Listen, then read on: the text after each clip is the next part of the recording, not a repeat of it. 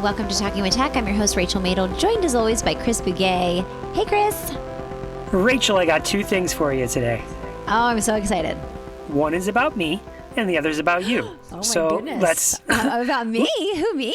Yeah, I know, right? You don't know what I'm talking about, but we're going to talk about it in a second. Let me tell you about me first, because I'm super excited about what I got to do today.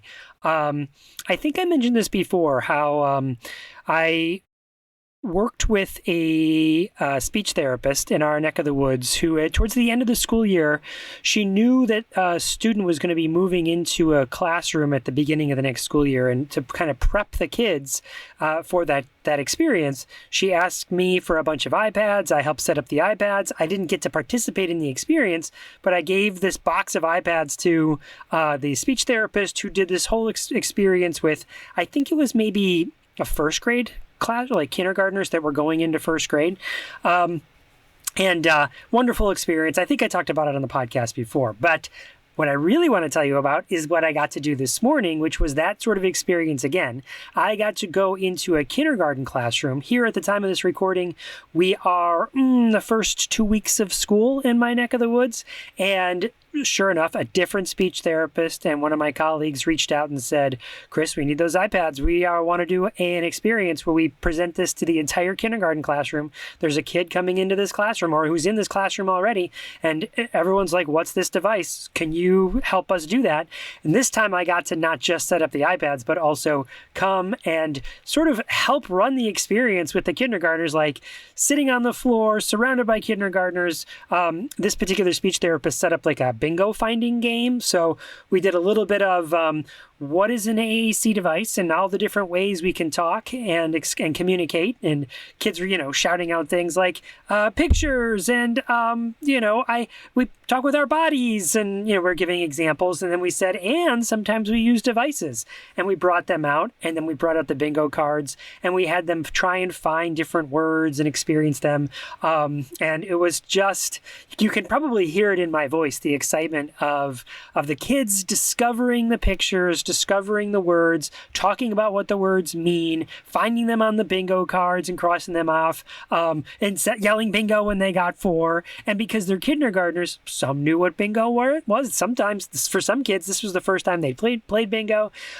We got to discuss why the pictures were the way they were. Like, for instance, this particular app we were using, the picture symbol for the word color is a rainbow, or it's the first hit, right, is rainbow. And so we discussed, why do you think the people chose a rainbow? What else could they have chosen? And people were like, flowers, because flowers are colorful. Right, they didn't choose flowers, they chose a rainbow, but flowers could have been a good choice.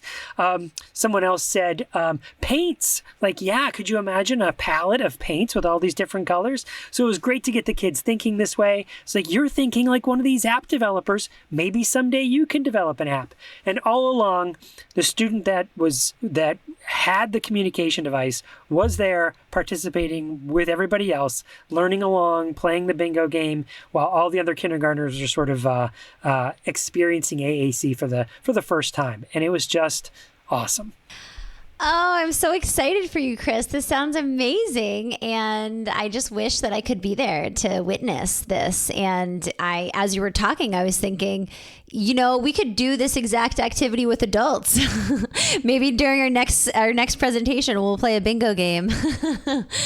But it's just like, it's a really good activity, especially with kind of thinking through the process of how these images are used and created. And I feel like we've definitely done that in some of our presentations before. And just like getting people thinking about some of these things can just be helpful. And I love that you did this with kindergartners. That's just so fun. And what a great way to promote, multimodal communication and increase, the education around AAC, and especially for the student who is an AAC user.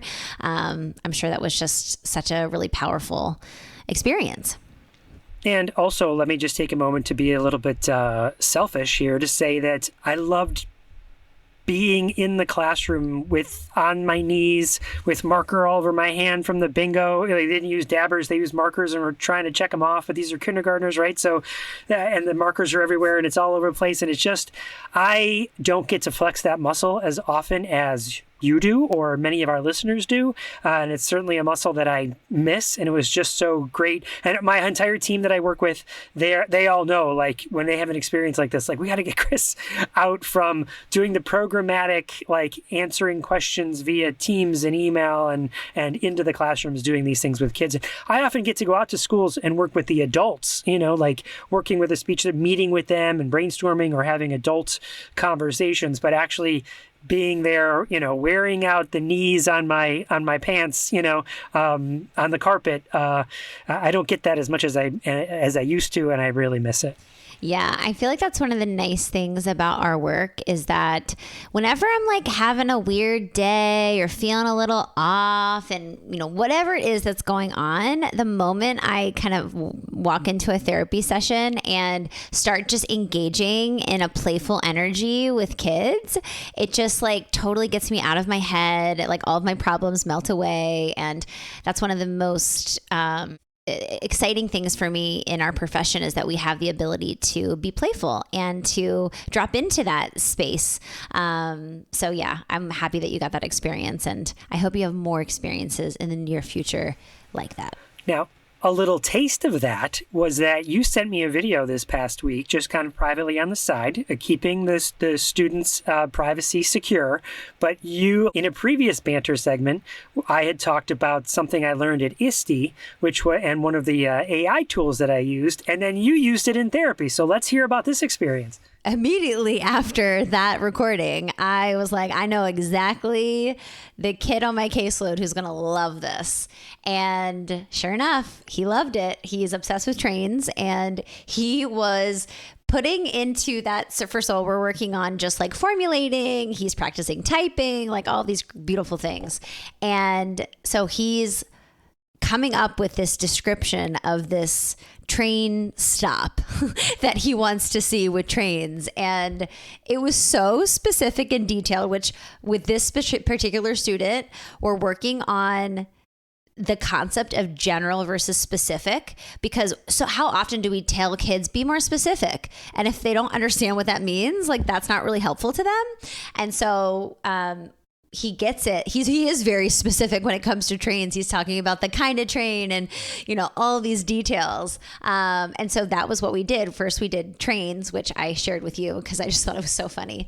And then we were thinking about other things because he can be very specific when it comes to trains, but he needs practice being more specific with other types of things that maybe aren't his, passion. So yeah, it was beautiful. We captured that image. Like I told you on that last time we talked about it, I pulled it over into Canva. We've been working on this ongoing story for the last year on Canva where he has different characters that he pulls in, and we do different dialogue bubbles and a whole story that's kind of evolving every session. And we used one of those backgrounds in the Canva story. Just like we talked about on the podcast.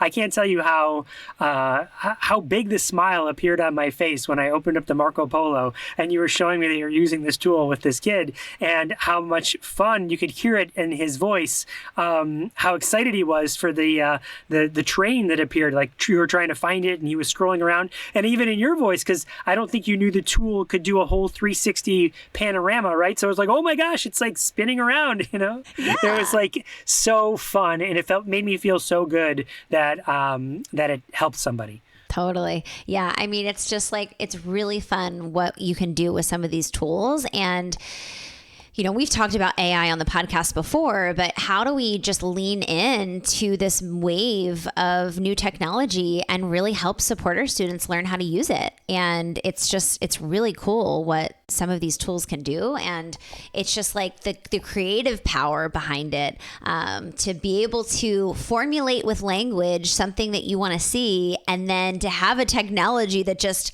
creates it. It's like, in seconds is just like super exciting for me, for the kids that I work with. So yeah, it's really cool. Awesome. So Rachel, tell us about the interview today. Chris, I had the opportunity to interview Emily Taylor. So Emily reached out to me super interesting. She was working in New Zealand as a speech language therapist and then did some work in Fiji. And she knew that I have kind of done a lot of trainings abroad, and she reached out with a lot of questions. And so we had a really interesting conversation, not only about kind of working abroad and what that looks like, but we also talked a little bit about how do we get the message out. And so we talked a little bit about social media, which was really interesting to kind of talk about both those things. So I'm really excited to share the interview I did with Emily Taylor.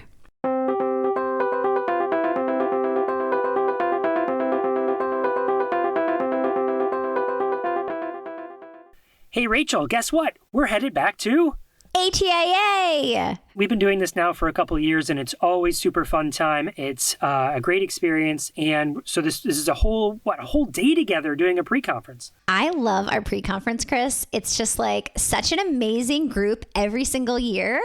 And every single year, it's totally different. I feel like it's never the same day twice, and just full of tons of fun activities and lots of engaging conversations. And by the end of it, we're all like BFFs, and it's so much fun. So if you're interested in attending, check us out at atiaconference.org, find the pre-conference link, find us, and sign up, and we'll see you there.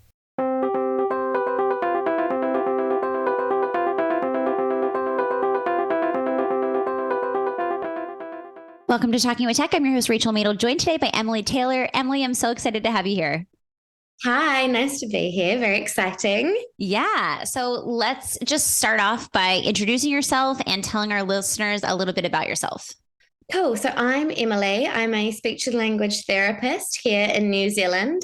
And I also work consultatively with some organizations in Fiji as well, all around AAC and implementing it in these two countries, really.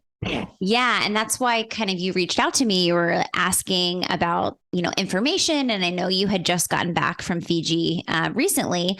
So I thought, let's have her on the podcast so we can talk all things kind of global AAC and what it's like to support AAC in other countries who might not have, built up the profession. Like I have a lot of experiences abroad, in Cambodia and Nepal and places like that. So just wanted to kind of dive in, and I thought the conversation was worth having as a recording for the podcast, because I'm sure there's other people listening who, are interested in AAC and maybe even interested in volunteering their time abroad and helping to support organizations abroad. So let's just start by how did you even get connected with this organization in Fiji, and what did that look like? And did you know, I want to work abroad, I want to help support communities abroad? Yeah, so it was a little bit of an accident that I sort of fell into it, because originally the plan was for me and a friend who's also a speechie to head over to the UK and work there. But I quickly realized that I don't do so well without beaches and sunshine. So I thought, me either, girl. I thought, what is the closest place to home where I can work and be on the beach? And I thought Fiji is so perfect. So I literally Googled speech therapy Fiji, and nothing came up. So I emailed the one email address that just seemed to pop up on Google, and it's a woman who works in Australia, but she lives in Fiji, which is really interesting. And she put me in touch with everyone. So a special education school over there, the Frank Hilton organization who works with all of their sort of most disabled children, and pretty much they all jumped at the chance to have me on board. And we're just sort of in the process of getting funding for me to move there a bit more permanently, which is very, very exciting. Yeah. That's awesome. And I feel like that kind of echoes the experiences that I've had. The first trip I took abroad to support a community in AAC was in Cambodia. And it was so random. I was reading a newspaper article about how this organization in Cambodia their mission was bringing speech therapy to the country because they hadn't had access to speech therapy and speech therapy resources. And so I was like, I would love to be a part of that. I wonder if they have any training in AAC. What about, our students with complex communication needs? And so sure enough, I reached out and they were like, we would love to have you come, support us and teach us how to help, better support AAC. And so, I think it's just these things can kind of unfold organically and naturally, but it takes kind of just doing a little bit of research and reaching out and connecting with the right people, and things can kind of unfold from there. Yeah, definitely. And also, the whole world needs AAC, and so many countries just haven't had access to it. So it's really exciting. And it's such a universal tool, our sort of talking with symbols, because everyone can understand what you're saying. So it's not even a worry about language barriers or anything, because we can create it in any language that we need to. Yeah, no, you're so right. And there's not a place that doesn't need AAC, because we have a lot of people with complex communication needs. And I think you're right there as far as like everybody needs help. And it's like everywhere I've been, at least, it's been like, yeah, we don't exactly know what we're doing and we don't exactly know how to support. And so, being able to come in and just share some of the strategies and resources and tools has been helpful. Let's talk a little bit about your recent experience, because before you had reached out and you were about to embark on this trip, and now we're having this recording and you've just gotten back from Fiji. So what was the experience like? What was it like going into it? What were your expectations? How were they different? Because I definitely have had experiences where I had this expectation of what it would be like, and then it was completely different. So I'm curious what your experience was. Yeah, so I had sort of two halves to my trip to Fiji, where 2 weeks I was in Lautoka, which is in sort of the northern part of Fiji, at a special education school, who has never had a speech therapist before. That whole side of Fiji just hasn't been touched by any speech therapy. So it was really interesting to see like what they were doing already in the classrooms. Like the teachers have sort of made up their own ways of doing things. And just from a little bit of research, they tried to find resources. But me coming in and just putting so much meaning to what they were already doing was so exciting for all of them. And to be able to run trainings on things as simple as choice boards, like children being able to rip it off with Velcro and make a choice. And that was so empowering for those teachers to know that these kiddies have a voice and can be heard. And then the other half of my trip, I was at the Frank Hilton organization in Suva, which is their big main capital. And this has been going for a long, long, long time. It was originally set up for survivors of polio way back in the day. And they have very recently brought 3 speech therapists on board. One girl, Dira, she is actually Fijian, which is very, very exciting. First Fijian speech therapist ever in the country. And then they've got 2 other Sri Lankan speech therapists who work there. All 3 of them are brand new grads. So this is their sort of first job, first taste of everything.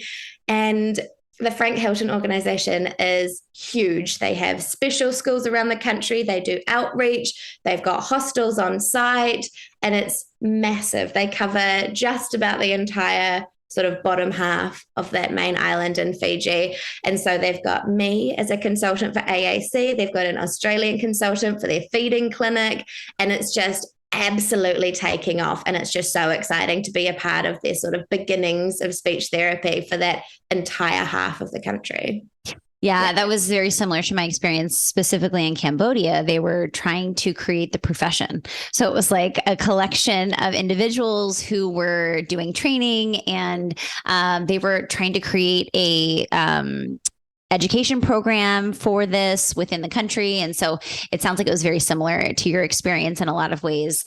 One thing that I didn't realize when I started going and doing work abroad with AAC, on this podcast and in the work that I do, I'm always advocating for high tech, robust AAC. And I quickly realized that it's not,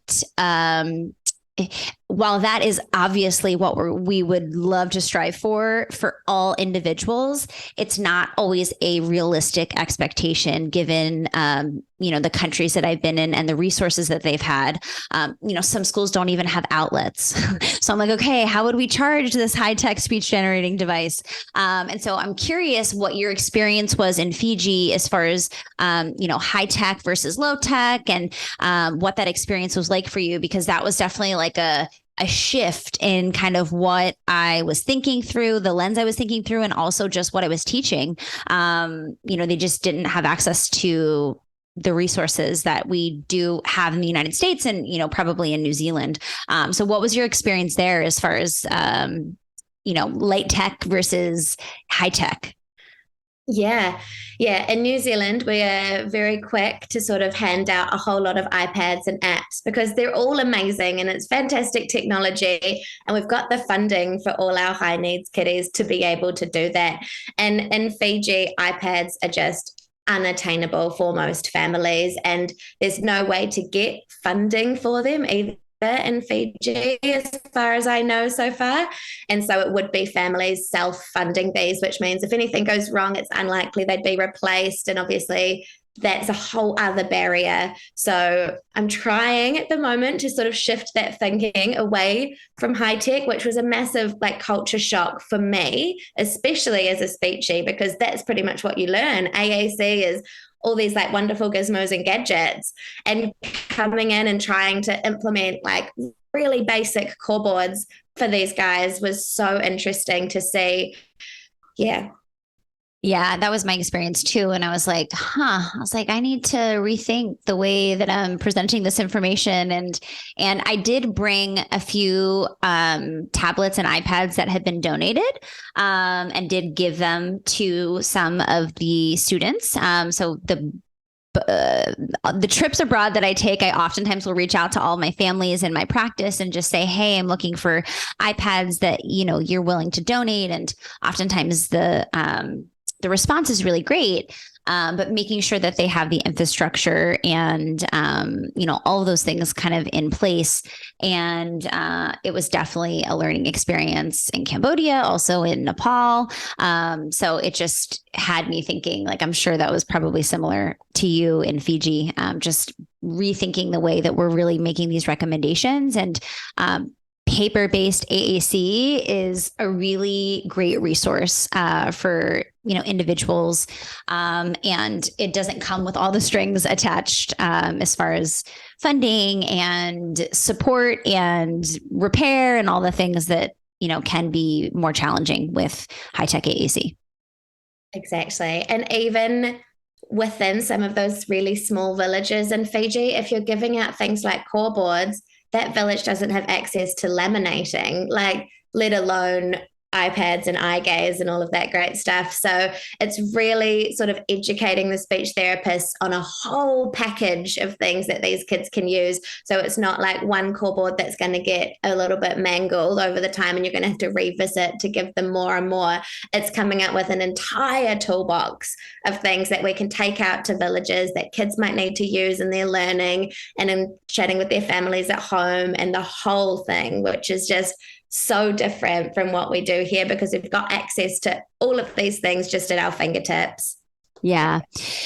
You just kind of mentioned speaking to families. Tell me a little bit about that element of your trip and also, the broader question of how do we make sure that we're being culturally responsive when we are going into, a foreign country, foreign to us at least, and helping to support the local communities. What was that experience like for you as far as trying to make sure that you're really supporting the culture and you are, being really cognizant of that?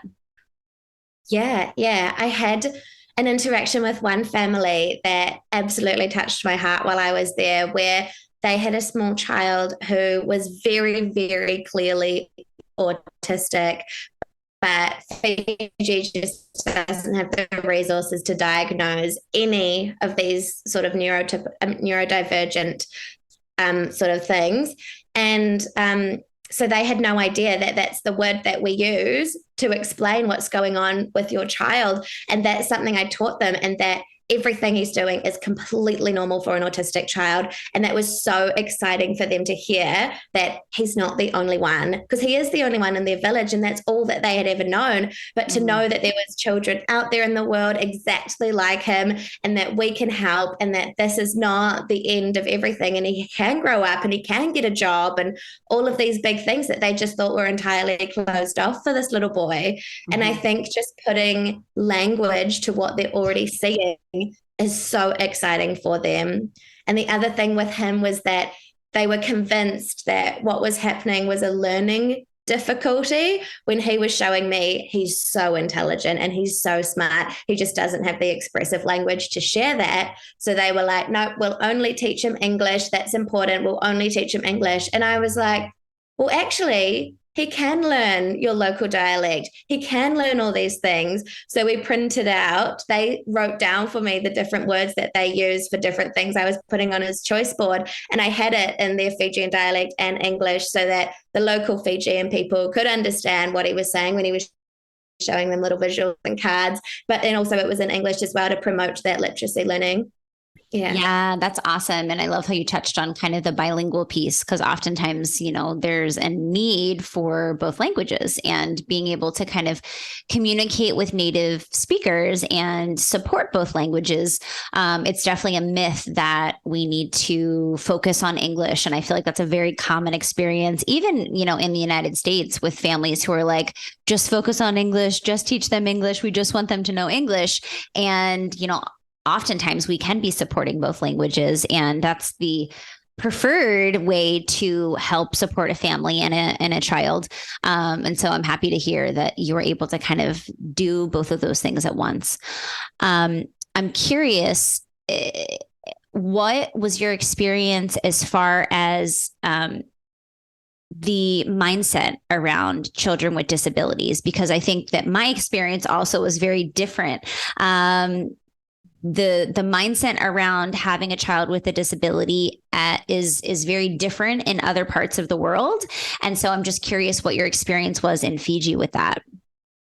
Yeah. So I found personally the biggest shock to me was that the way Fijian sort of mainstream schools work is still very rote learning, where you sit down and you look and you listen. And if you can't do that, you're in a special school. And so many of the kids I was seeing in special education schools over there are kids who would be in mainstream school in New Zealand and could definitely learn, but it's just the way the culture was teaching sort of reading and writing and things, that if they couldn't sort of sit down and listen for that long during the day, they're in a special school. So it was really educating around not all of these kids have big disabilities and that they can't function in society and that they're going to really struggle for the rest of their life. And it was just a lot of education around they are really special and they are going to sort of thrive in the future, but we just have to give them the right tools to use, because a lot of them, I did feel that most of the parents who were talking to me are like, oh, my daughter would never get a job. And I'm like, but she's amazing at drawing. Can't she be an illustrator or work in animation? And those are things that they had sort of never thought of, like big picture for. Yeah. Mm-hmm. Yeah. I think that there's a lot of limiting beliefs around, people with disabilities. And I think that was also my experience, particularly in Nepal. There were so many kids in these special needs classrooms that just were, I feel like, obviously struggling with communication, but like we're so bright and able to learn, like you said, with this other student you're thinking about, there was no real learning disabilities going on. It was just like a lack of expressive language, and, really helping to empower families and also kids around the mindset, I think is something that is really important. And it's kind of the work we have to do at the end of the day in AAC anyway. Like there's oftentimes roadblocks to success because of limiting beliefs about what students who are complex communicators can do, what they know.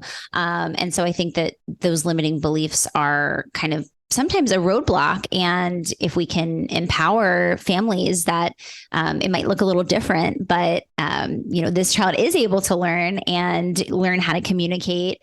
I think that can be one of the best gifts that we can give a family and a student.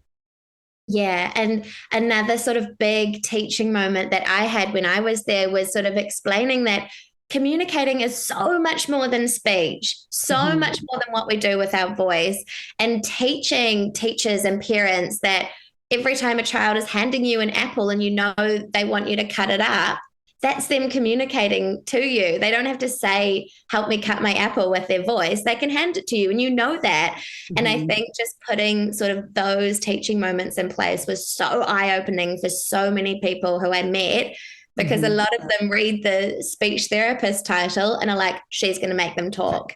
And so it was this whole thing around, I'm not going to help them to talk, but it can help in the future.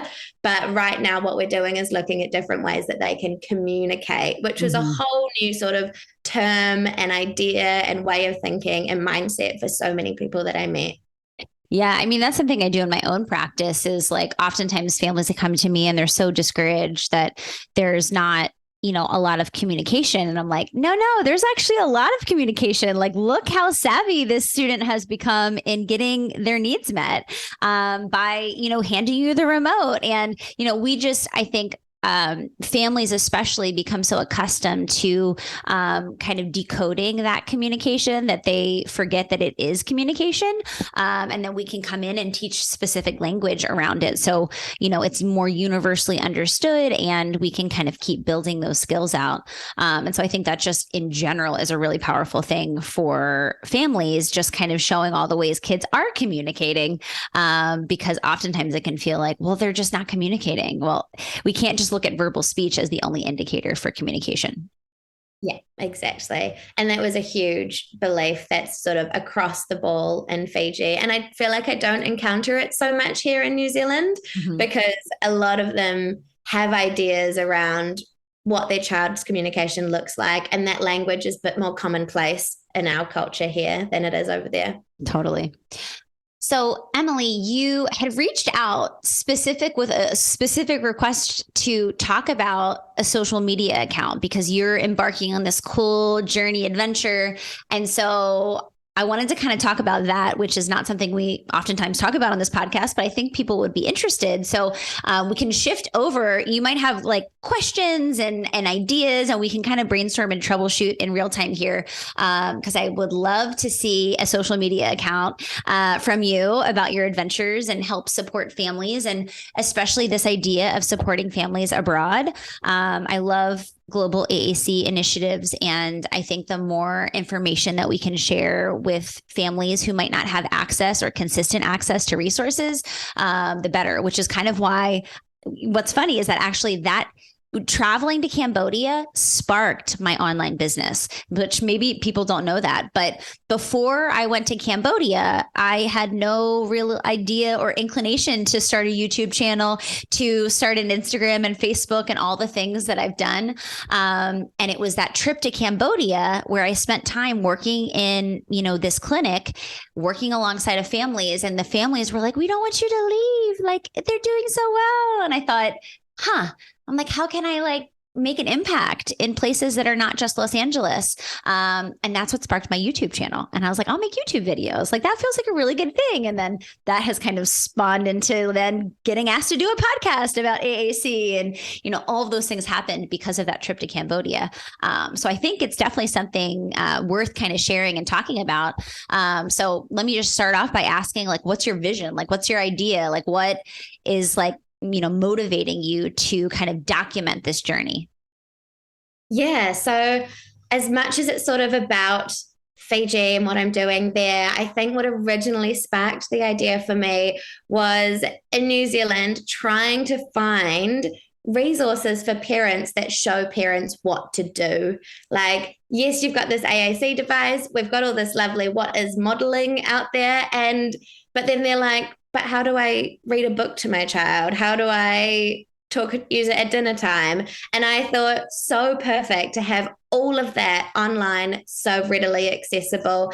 And when I was in Fiji, it just pushed that even more, because they were all looking at these core boards and they're like, yeah, we know how to point to the pictures, but what do we do now? Where does it fit in the classroom? So sort of my idea, my dream is to do shared book reading online where I can have AAC devices and model storybook reading for parents and model that sort of stopping through the book and having a conversation about it. We don't just have to use language that's in the story.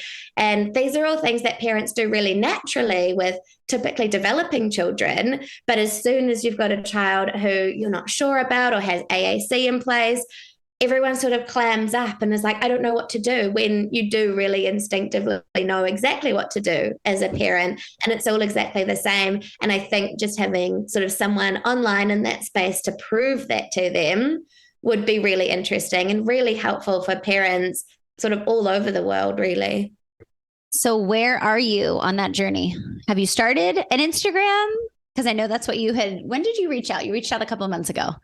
Yes, yeah. I've been sort of a bit busy, but I have slowly started an Instagram. I'm just creating a space in my home at the moment where I've got a whole lot of AAC tools that I can use online to show parents how to use them, because there's so many out there. You can't just have like one or two. You've got to demonstrate them all if you're going to do it. Go boots in. So yeah, I've started an Instagram. It doesn't have any videos up yet, but they are slowly on their way, which is very, very exciting. Yeah.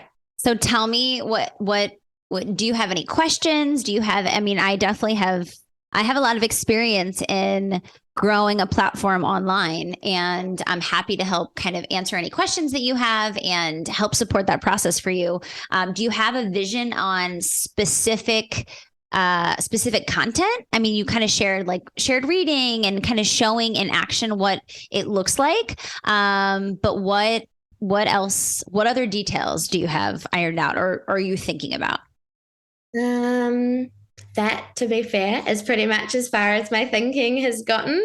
I had this big hope and dream that I was going to have all this lovely free time. Turns out, not so much. But so, yeah, I guess my biggest question is how to get started and how to sort of grow that following, because that's the biggest obstacle, is actually getting out there and finding the families who need it online, and also for them to be able to find you as well. Mm-hmm, mm-hmm.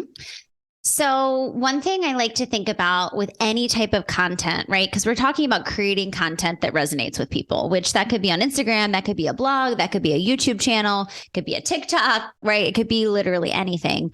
But one thing I think is really important when you're thinking about social media and trying to kind of build a following is the content has to be really strong and it has to be very specific. And so one really great exercise is trying to get to the bottom of who is your ideal follower. What does that person do? What age are they? Are they, interested in specific things? Where do they shop? Like, get as granular as possible. Because when you're creating content, you really want to be speaking directly to someone. And of course, there's going to be kind of peripheral people who are like, yeah, I like this too. But when you get really clear about your messaging and who you're talking to, it really shapes what you create. And, to give an example from my own journey, I was very conflicted in the initial stages of my online business. Am I focusing on parents or am I focusing on SLPs? And I didn't have a good idea. I knew that I was really great at supporting parents because that's what I do in my private practice, right? And that's what I was doing, in Cambodia and Nepal. I was working with families. And that was kind of the genesis of the YouTube channel. Is how can I help support families? But what's funny is that as I started creating content and I thought my audience was families, I realized that actually all these SLPs kept kind of following me and following my work. And I had, early on, I had a Facebook group and it was for families and so many SLPs were joining it. And so I kept trying to create content for families and I kept realizing that actually it's just a lot of SLPs who are interested in this. And so I ended up pivoting and realizing too, that if I can teach other speech language pathologists, I can make more of an impact on families. So, I think that it's really important to kind of have a clear vision as to who you're kind of creating content for, but also having the flexibility to pivot And like, I feel like I did a good job of eventually pivoting. I wasn't like so stuck on families. And to be fair, I have a lot of families that follow my work too. But I would say most of my audience is SLPs. So I think that just getting really clear about who you're speaking to could be helpful. Do you have an inclination as to like your specific ideal follower? Yeah, I think my sort of ideal follower is any parent of a child who uses AAC who is just feeling a bit stuck.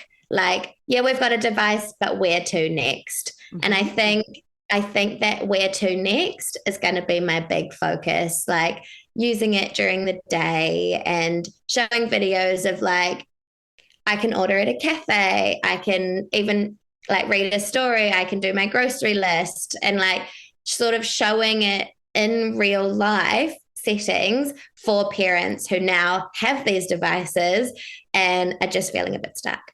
Mm-hmm, mm-hmm. What is your preferred platform? I'm definitely an Instagram user. Yeah, I really haven't sort of delved into the world of YouTube and yeah. Yeah, yet. Yeah. Yeah. Well, I once was told at a business conference by a speaker, not directly, but the speaker was talking to the whole group. And it was like, because that's a big question, right? There's TikTok, there's Twitter, there's Instagram, there's Facebook, there's LinkedIn, there's YouTube, there's literally so many things.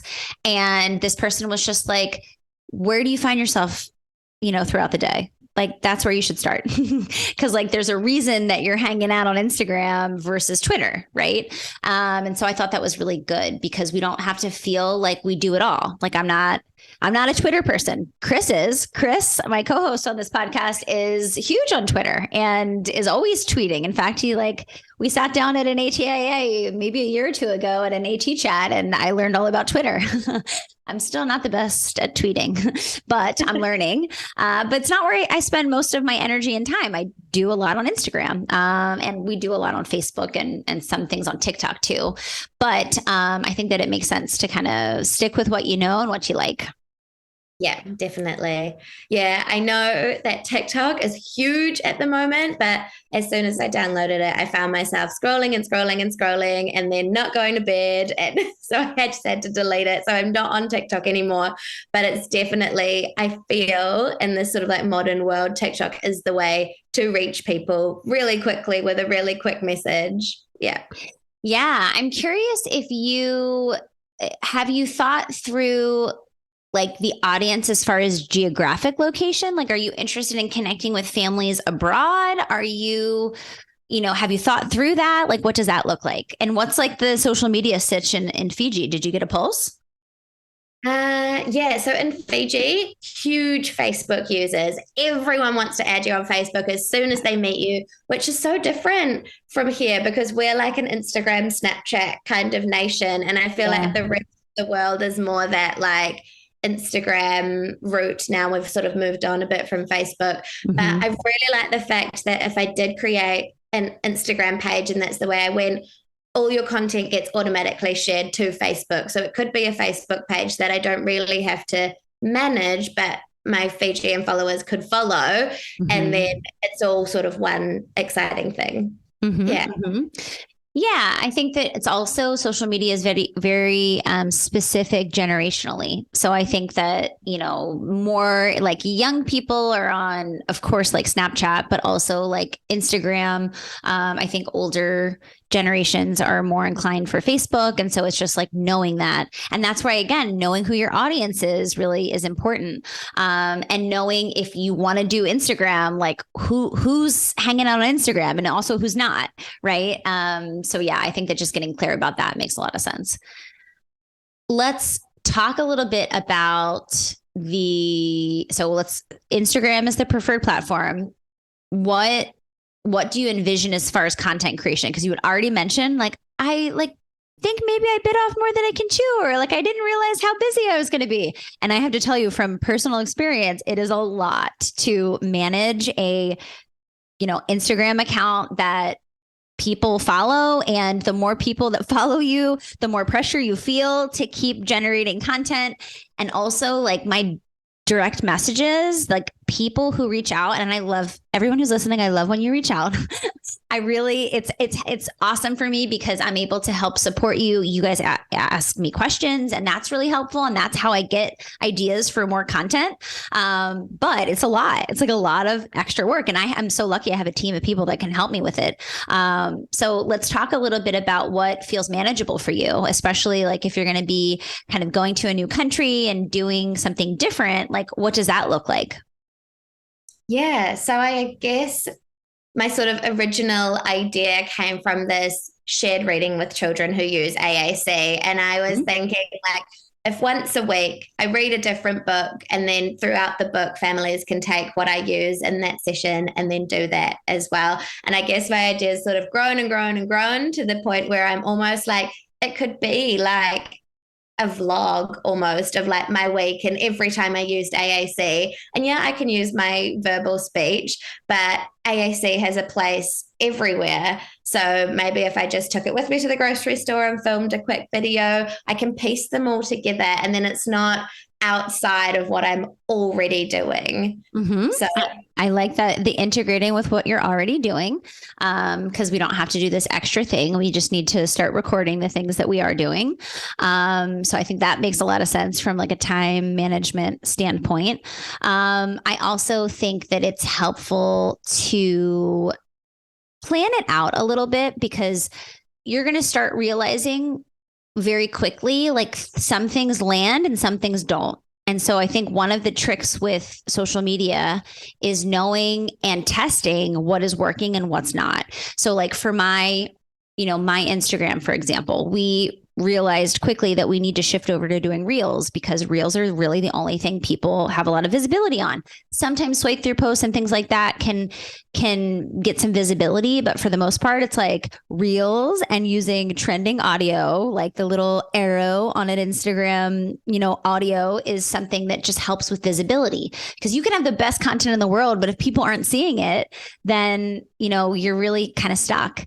And so I think that just like knowing some of those specific hacks to the specific platform and knowing those things change. I was very against reels in the initial stages. You can ask my team. They were like, Rachel, you think you need to do reels? I was like, no, we're not doing reels. I was very much stuck in like, no, I don't want to do reels. And it was at the time where everybody was like doing those like dancing ones and like pointing at the screen with like text popping up. I was like, that is not my vibe. That is not something I ever see myself doing. And so I was very against it. And sure enough, like we started seeing our engagement drop, our visibility drop, like everything was just like kind of tanking to the point where I was like, okay, well, looks like we're going to do reels. And then I figured out how to do reels in a way that resonates for me. So I didn't have to be pointing at text flying on the screen. I could just share my ideas in quick, easy to digest chunks. And so I think that was something that was helpful for me. I'm thinking about your vlog idea though, and it feels like I love this idea. I love that there's a theme, right? One thing with social media is that like when people are thinking about you, like, or thinking about your content, like they want to have something to anchor into. And it's like, oh, Emily, that speech therapist who creates videos with shared reading in AAC, it's like very specific. But then when people are like, oh, I'm going to share this person's content with this family, and then people know where to find that specific content, right? Like it's a one-stop shop. And then you have lots of things for people to kind of look at and see. So I think that there's definitely a value in having something very specific and predictable. Yeah, definitely. And I've seen like a few different platforms where it's like here and there, they do like one shared book reading, but then that's the only one on their platform. And I'm like, it's all well and great having like the skills and techniques, but so many families want to see it across all the books. And then you get older children who are now understanding and reading chapter books. And it's like, how do you get that involved with AAC as a parent? How do you chat about that with your children? I also think that as much as you don't necessarily know or like YouTube yet, it feels like something that would be really good to also post on YouTube, because one of the problems with social media is that it's hard to search content. It's not super searchable, right? I have to scroll and, see like, where was that one thing versus YouTube? I'm able to search like Pete the cat, Emily, right? Like, and I'm able to find something on a YouTube channel. It also is just easy to eventually add to a blog or a website or something like that. Whereas like, I've been known in a few instances to be sharing like an Instagram reel in a presentation. And I'm always like, feels a little awkward. So I'm like, team, like we need to put this one on YouTube. So we'll transfer some of our reels from Instagram that performed really well and that people really resonated with, and we'll put them on YouTube as a way to kind of share in an easier format to search. And also just, I think that there's a professional element. Like when I like showed up and was at a speaking event, I was like, here's my Instagram reel. I felt kind of like, is this the best thing to be doing? And people were fine with it. But I just think having a YouTube channel, especially for people who are like, I don't do Instagram. I don't know. Everyone does YouTube, right? We've all watched a YouTube video. So I think that it's more universal. So just food for thought there, as far as like when you are creating these, videos for Instagram, it could be worthwhile to also put them on YouTube. Yeah, definitely. Yeah, because in my professional life, I find myself searching for things on YouTube all the time because it's so much easier to say it with a video than it is to sort of type out exactly what you mean for every family. Yeah. Mm-hmm, mm-hmm. Okay, I'm trying to think. Do you have any other questions for me about social media or just in general, things you want to brainstorm? I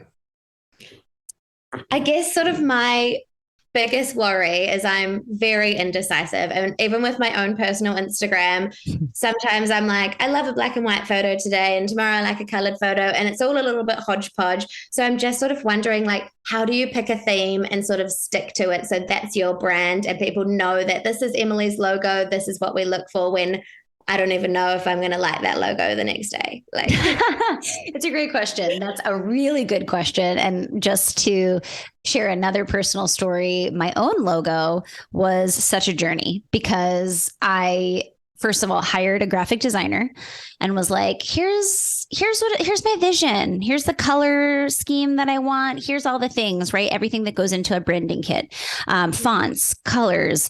And then I really tried to give specific information as to what kinds of logos I liked and what I didn't. And I ended up spending so much money with a graphic designer. And the irony is that I actually ended up designing my own logo. So my logo, the R, is actually my signature. And we, created different versions of it. So like a circle, and you'll see like Rachel Madel, like that whole thing on a lot of our resources and, on my Instagram and things like that. So I spent a lot of money to design my own logo, but it had to be the part of the process, right? I was like, no. Okay, this is exactly what I want. And to be fair, my graphic designer did take my signature and my vision, and she kind of made it come to life. But it was such a process. And so I think just like getting really clear about what you're looking for, and then just something that feels good.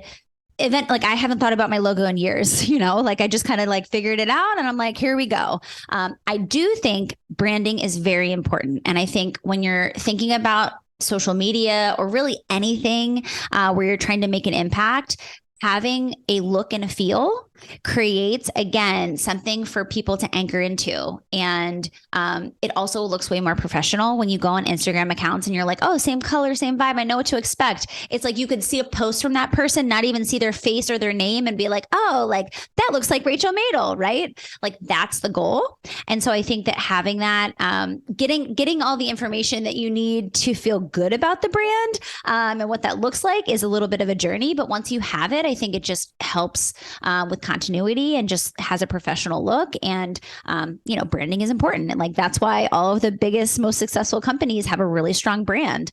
And that stuff really matters. And so I think just getting really clear with yourself about like what you like, what you don't like, potentially, hiring a graphic designer. I think there's a platform called Fiverr.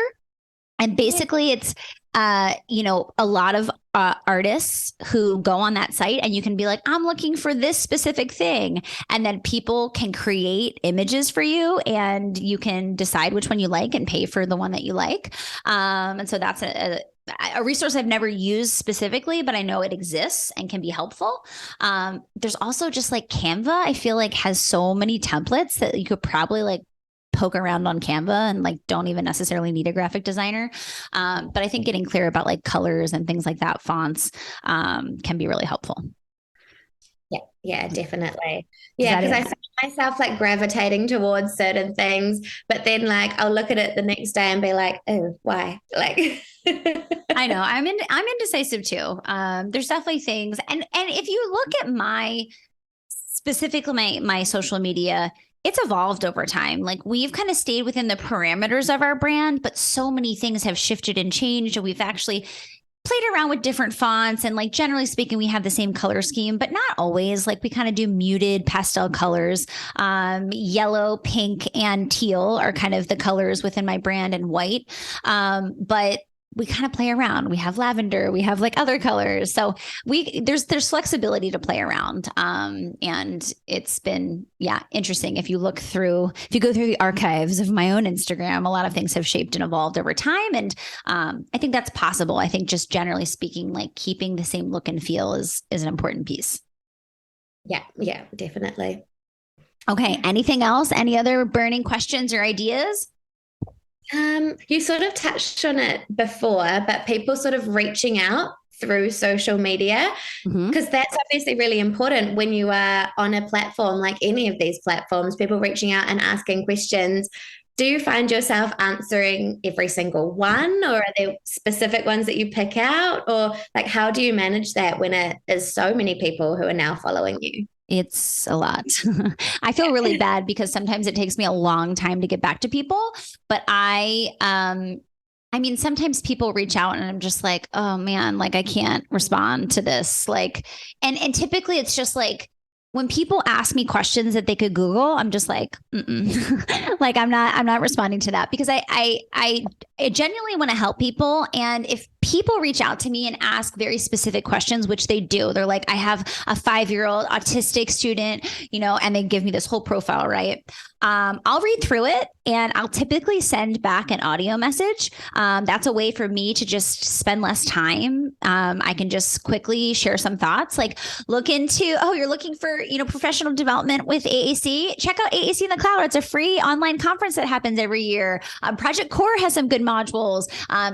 Go to Practical AAC. It's an amazing blog. And then like, I'm done, and so it does take me a while, but it's not like, I always think about this because I'm like, I do spend a lot of time kind of responding to people, and especially people email me and all those things.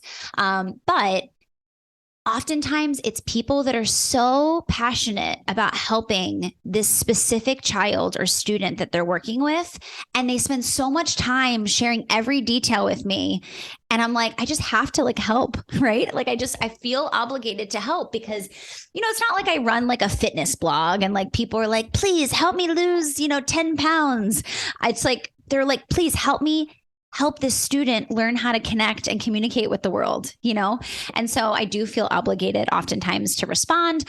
Sometimes if I keep seeing a theme, that's when I'll create a reel, or I'll go on my stories and say like, hey, here's a question.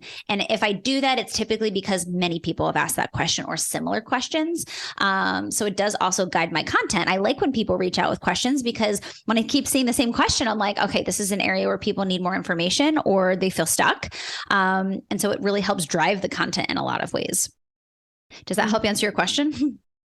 Yes. Yeah, no, definitely. I think there's like, the idea of this becoming this really big platform is a little bit overwhelming at the moment, because I'm not a huge social media user, but I just think there's so much space out there for these things and for really specific ideas like what you were saying. And even if it's just one person who sort of sees it and understands it and it helps them, that's amazing. Like that's all we want. Yeah. Totally. No, you're so right. Like being able to make an impact in the work that we do in this field is really, really valuable. And yeah, I mean, I think it's easy to feel overwhelmed by all the things, but it's important to just take it one step at a time. And, there's different ways to kind of handle all the things that could potentially be overwhelming. I mean, you'll hear advice like you have to post every day and like you have to post in your stories 6 times a day. Like, no, you don't. Like, you don't have to post that much. Like, I post once a week, usually. Sometimes we'll post more than that. If you post more, will you gain traction faster? Sure. But it doesn't have to be that, right? Like, so I think just take it one step at a time and also like figure out like, is this fueling you or is it draining you? Because sometimes people like have these ambitions and they're like, it's just draining. I don't enjoy it. I don't want to do it. And maybe that means you need to pivot or do something different or, figure out some type of solution. But ultimately it should be inspiring and empowering and exciting. And generally speaking, I'd say that's what I'm not a big social media person in general. Like in my personal life, I hardly ever post or do anything on social media. But for work, it's been just so amazing to see the impact we've been able to have with creating content online. And that's really exciting for me because I get messages from people saying like, I shared this reel during my consult with a family and they like, it really resonated. I'm like, I love that you're sitting on Instagram together with a family, like during a consult, watching me talk about whatever it is that I'm talking about. Like that is wonderful. So it does fuel you when you see the impact of the work that you do. Yeah, no, definitely. Yeah. Amazing. Emily, it's been such a pleasure having you on today, sharing your experience. I'm so excited to see all the things that you do. Before we hop off, where can people find you? We've been talking about an Instagram account. Like, do you have one set up yet? Are you going to have one set up? Like, what's your handle? Yeah, so I've got one set up. It's emily.the.speechy. So pretty clear who I am, what I do. But so far, there's not a whole lot on there. I promise it will come in time. But yeah, that's Everyone do a solid and go follow Emily on Instagram if you're an Instagram user. We're excited to see all the things that you do. Definitely keep me posted about Fiji. I'm really excited to see part of that journey, hopefully on your Instagram. I know I'll be following along. And of course, don't hesitate to reach out if you have any questions. I'm so excited to hear about all the work that you're doing. And it's really making such an impact in a community that really needs support. And I'll be excited to kind of hear all the steps along the way. And we'll definitely have to keep in touch about your journey. For sure, definitely. And for anyone else who is out there who is thinking or has the space to go overseas and work abroad in any other countries, I 100% recommend it. Definitely do it because you grow so much as a professional. Yeah. I completely agree with that sentiment. I've learned so much traveling and working abroad. So if you have that spark, I would definitely just start emailing people. That's what Emily and I did, and it worked out pretty great. For Talking with Tech, I'm Rachel Maida, joined by Emily Taylor. Thank you guys so much for listening, and we'll talk to you guys next week.